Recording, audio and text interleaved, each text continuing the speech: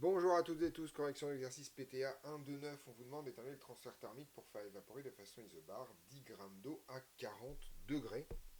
Et on vous demande les mêmes questions à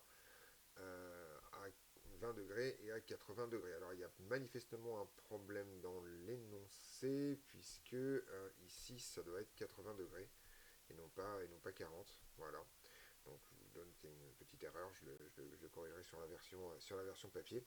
Donc voilà, donc je remets ça bien ici, je mets un magnifique 8 là, voilà, comme ça, histoire que ce soit propre. On vous donne donc l'enthalpie de changement d'état pour ces trois températures. Et on va essayer de comprendre les choses. Alors en fait ici c'est simplement de l'application basique de formule. Le transfert thermique c'est tout simplement pour un changement d'état isobare. C'est tout simplement en fait la masse qui s'évapore, autrement dit la masse qui passe de l'état liquide à l'état vapeur, multipliée par l'enthalpie massique de vaporisation. Donc ça c'est extrêmement simple, il n'y a plus que des calculs à faire dans ces histoires-là. Donc on va faire la liste. Si je le fais à 40 degrés, autrement dit quand il fait bien chaud, et bien en fait, c'est pas égal. Si je le fais à 40 degrés, et bien en fait, on trouve que Q va être égal tout simplement à 10 grammes multiplié par 2400 joules par gramme. Donc 2400, voilà. Et on trouve donc, je ne sais pas pourquoi je fais les calculs à la calculatrice, on trouve donc 24 000, c'est-à-dire 24 kilojoules. Voilà.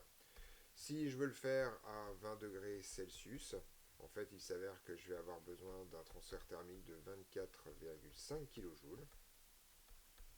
Et au contraire, si je veux le faire à 80 degrés Celsius, je vais avoir besoin d'un transfert thermique qui sera de 23 kilojoules.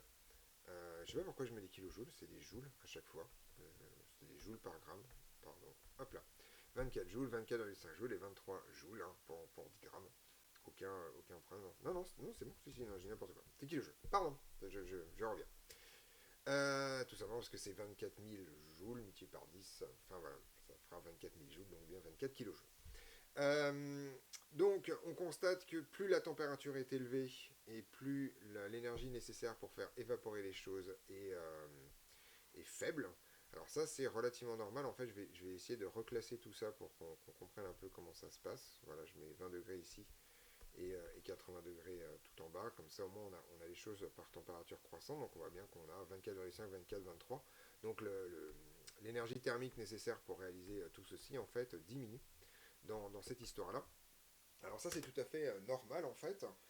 Ça vient du fait que votre liquide a déjà en soi de l'énergie cinétique, d'accord, emmagasinée dans son énergie interne, et que donc vous avez moins besoin de fournir d'énergie pour qu'il atteigne un état de diffusion.